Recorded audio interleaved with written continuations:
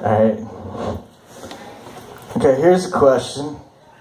Why is it that I see people texting and driving all the time, but when I drink a fifth of vodka and jerk off on the way to my little sister's high school graduation, I'm a danger to society and need help? You're a danger to society. You better need help. Man, we are going to spar here in a minute, I'm just telling you.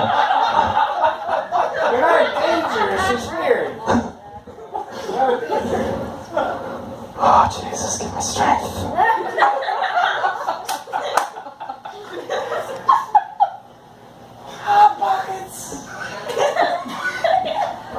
Listen, I'm pale, but I'm not Jim Gaffigan, alright? I don't do other people's jokes. Fair enough. That being said, I came up with a bunch like 4 minutes after being here because a friend of mine posted on Facebook, and she posted this status. She's like, just for fun, let's do responses to some things you can say on a date in 5 words or less that'll end a date. It is tough. You're right. It's very tough. You guys want to hear some of the responses I gave? I already enjoyed them. Yeah, no, go ahead. I wrote them down for you. Alright, remember, these are all 5 words or less. I tried to keep them just to 5 because I'm a stickler for semantics. You want to see my windowless van? It's like a candy man.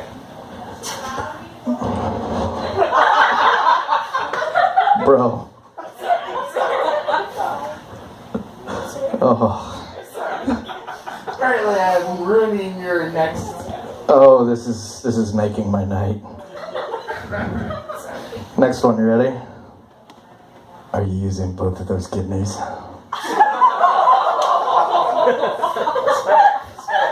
Third one down. This family reunion is awesome. Same vein. How hot is your grandma? Alright, these next 2 need a little bit of setup, okay? So she starts to tell you where she works, and you just put your finger to her lips, and you just go, shh.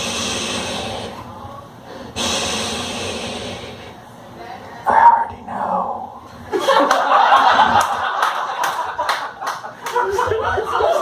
Same situation. She starts to tell you where she works. You put your finger to her lips. You're just like, women belong in the kitchen. It's terrible. Yeah, you like that one? Fuck you guys. I don't give a shit. Sandwich bullshit. Give me This is the last one, alright? This is the last one I have. You'll feed my gators just fine. That's that bit. Alright, I literally just wrote that, so I hope you guys liked it. Alright.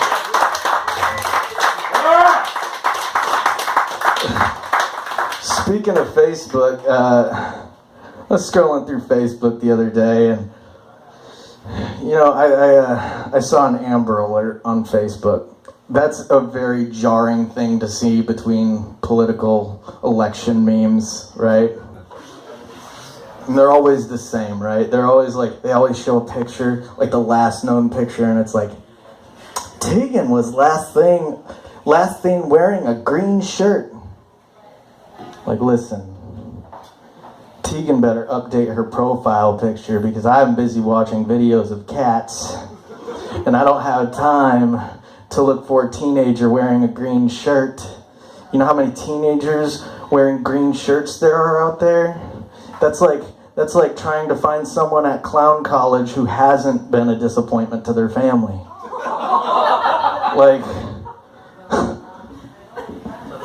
I don't know, yeah, I don't care, whatever.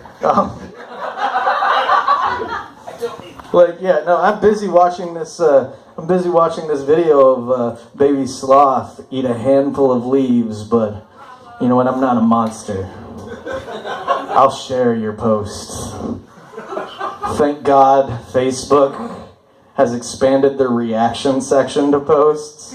Because before, when I saw an Amber Alert, I'd just give a thumbs up, and it's just like, oh, sorry you're missing. Yeah, you're right. I'm going to talk to you for a second, buddy. I don't need to be weird, so. That's cool. What's your name? Greg? Greg? What do you do, Greg? I work for CMU. Oh, you work for CMU. Your stuff. Fire up chips? Your stuff. All right. I couldn't hear you because you were mumbling. I mumble a lot. Okay, what do you do at CMU? Technology shit. Technology shit? Yes. Here's the thing. I don't like come over and just stick my dick in your floppy drive when you're trying to work. If you actually had a floppy drive you could put your dick in, that'd be impressive. Hey man, I'm just being honest, alright? Like, if you keep interrupting my set, I'm gonna try unplugging you and plugging you back in. You gonna stop? I will shut up now. Promise? Because I have like this whole thing that I planned out, and you're kind of fucking with my timing. I normally don't like call people out, but like, thank you. Give it up for Greg, everybody.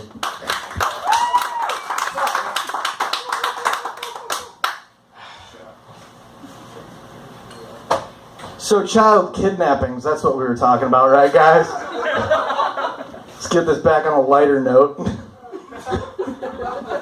So it used to be Amber Alerts were for, like, you could get Amber Alerts on Facebook now, right? It used to be on milk cartons back in the early 90s, right? And that's something that you actually have to, like, you can't avoid that. You can't just scroll past that. It's like you're trying to eat your Lucky Charms. You're like, God damn it, Timmy. Stop taking candy from strangers. This is like the third time. Like, I like wonder about the milk cartons too. Like, do you think they separated the children that got kidnapped by the type of milk? So it's like whole milk is for like child prodigies, right? Like 1%'s for like all of us, except maybe Greg. Sorry, I'm just picking on you. Try not to be a dick. I appreciate it. Skim milk means your parents don't even want you back to begin with.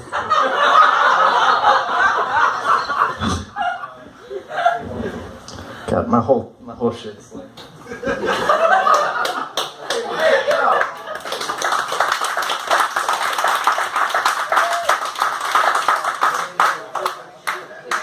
I'm gonna fucking power through the rest of this bit, and then I'm gonna do some old shit just to get some shit back on track. Yeah! Like, the thing is like with milk cartons, you have an excuse to not look for those children, right?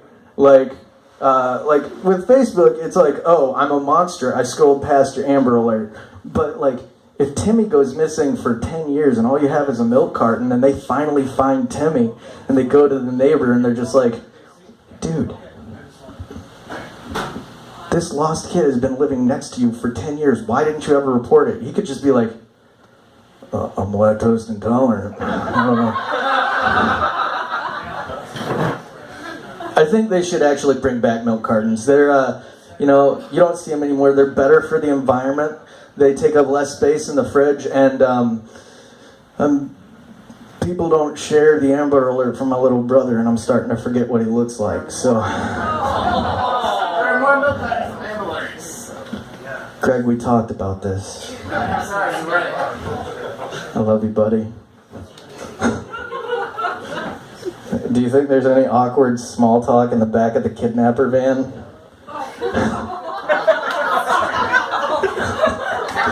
Like, that's gotta be a really awkward ride for the both of them, right? Like, you got... Greg, you're gonna be a kidnapper in this joke if you don't shut up. You have the kidnapper driving. It's like, so... You like Fleetwood Mac? You gotta speak up, Timmy. I can't hear you through the duct tape. That's that bit, all right? Powered through. Do some old shit for you now.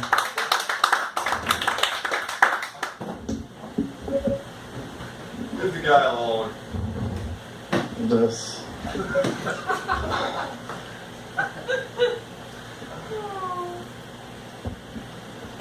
So you guys watch Ghost Adventures?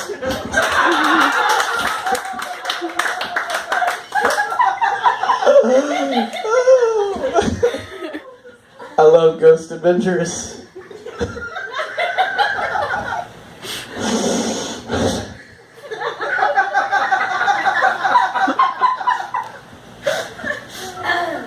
Glad you guys are enjoying this as much as I am.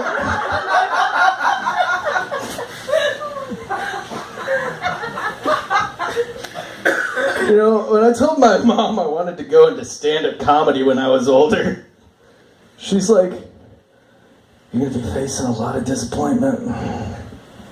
Yep.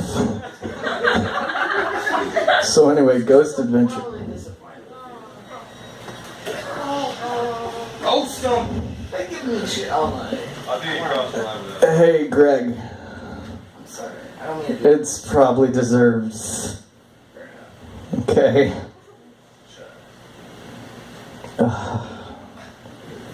See, I got this bit that I do. It's a Ghost Adventures bit. You'll probably like it if you shut the fuck up long enough to hear it.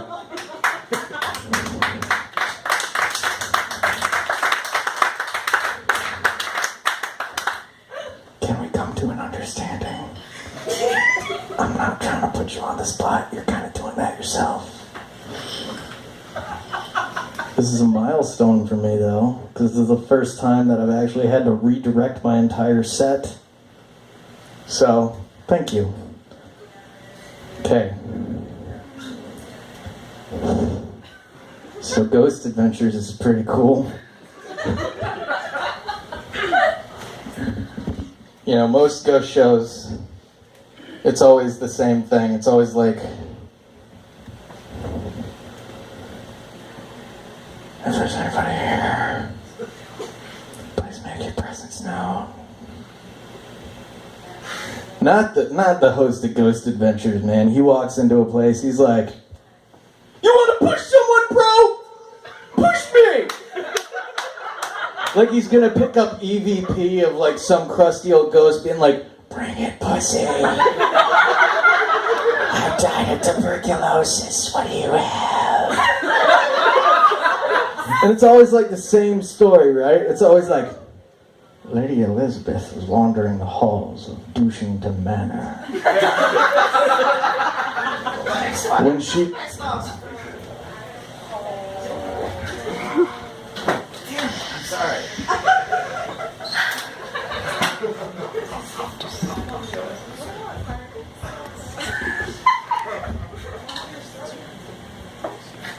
Greg, you should add me on Facebook. I screwed up your set. I apologize. You don't need to.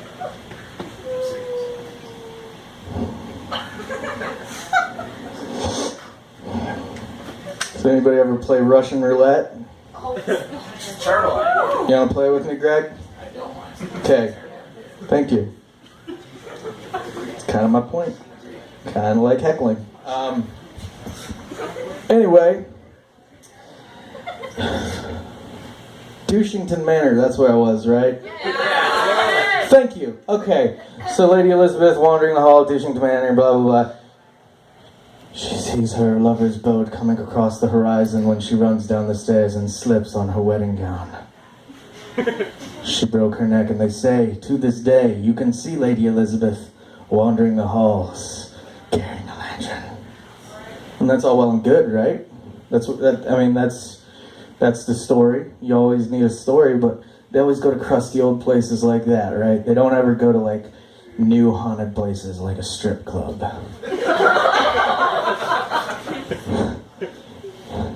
I'd love to hear that story. It's like, they say back in 1989.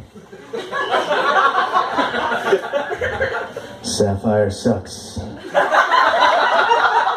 was working a double shift during Dollar Draft Night when she slipped on a puddle of KY jelly left from a bachelorette party the night before.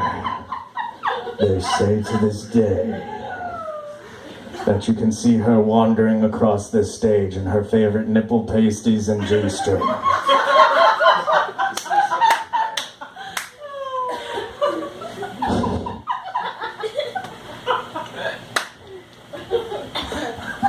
See, now this is where I changed the joke, right? It used to be I'd mention Zach Braggins from Ghost Adventures, but I think it'd be more interesting to actually see the host of one of these other ghost shows come in, and they're just like, is there anybody here? Please make your presence known. And then they catch like EVP of Motley Crue's Girls, Girls, Girls. Like, the camera guy feels something across his lap. He's like, oh my god, dude, I'm so freaked out right now. I think I felt a draft. Hey, Greg, do you like My Little Pony? That's a yes. Alright, we're doing that bit then. You are doing old school. Hey, Greg, shut up. I got a thing. I'm at 6. So, at the behest of one of my friends, I'm just gonna start speaking louder than you, bro. At the behest of one of my friends, I got super drunk and watched a documentary on the adult male fan base of My Little Pony. Right? Brownies, right? Bullshit. Weird. Brownies. Oh, shit. Super weird. Have you ever seen sanity leave someone? I've never known a dude that was a brownie. That's weird. I've been being so nice to you. So nice. I have so many people that came out to see me right now, and you're fucking up my life. Then shut your fucking mouth. Thank you, thank you. Thank you, Greg. Come on. You don't have to do that. I try, guys, I really do. I can only do so much. So My Little Pony.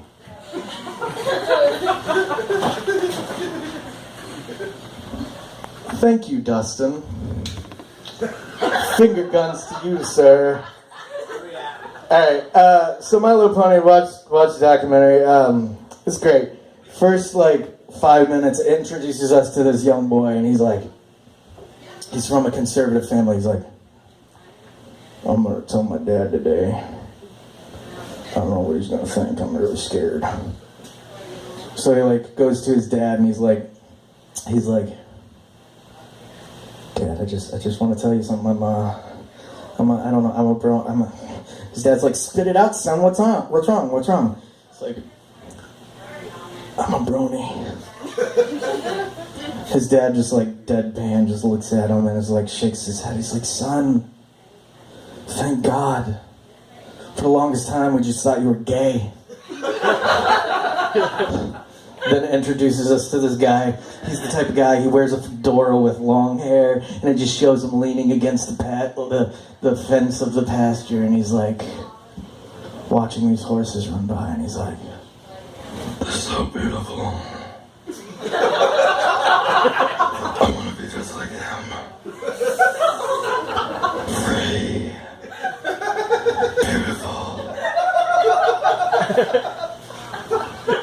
Majestic. And I'm like, I get it, I grew up on a farm, partially, I've been around horses my whole life. Horses are beautiful. But in the back of my head, I'm like, this dude wants to fuck this horse.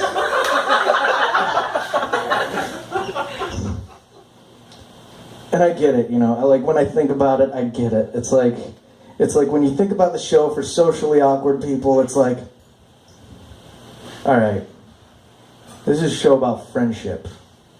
This is a show about overcoming your obstacles, and everything is solved at the end of an episode or two. And sometimes, you just gotta fuck a horse.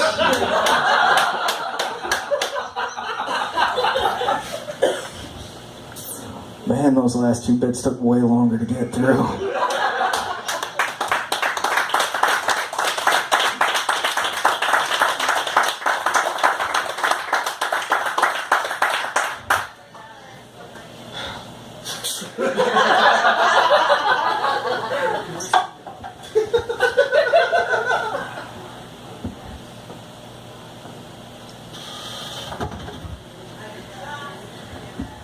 we've been having a lot of fun tonight, guys, right? Yeah. A lot of fun, good laughs, good music. I want to get real with you for a second. I'm here to tell you that no matter what mistakes you've made up till now, no matter what you've done in your past, I'm trying to tell you right now, none of that even matters. Because you are completely insignificant in the grand scheme of things. My name is JC Tabor, and I'm a demotivational speaker.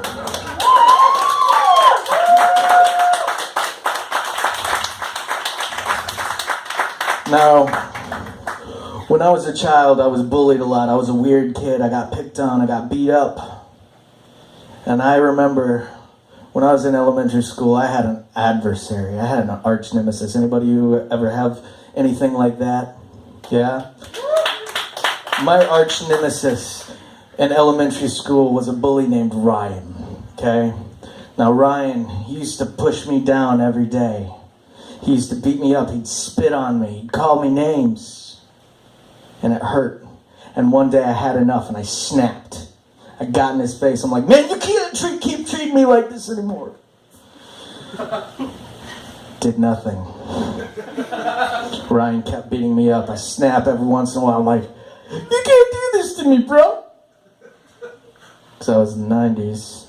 And bro was okay back then. Now, one day I had enough, and I pushed Ryan, and my principal saw it.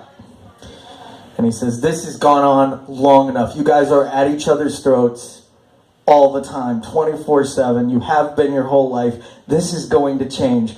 What you are going to do is you guys are going to clean up the playground. You guys are going to work together. You guys are going to get to know each other. And then you won't have these problems anymore. And you know, I really admire my old elementary school principal. And I decided that I would make a choice.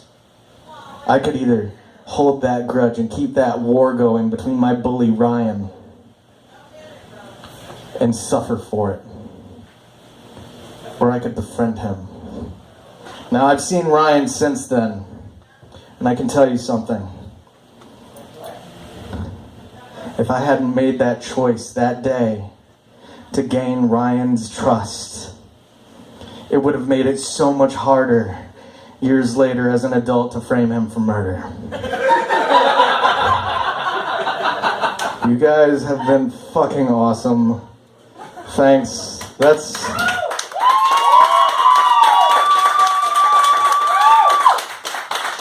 honestly way more than what I originally had, so fuck it. Alright. Let's bring to the stage Dustin. Dustin, let's bring it back home, bud.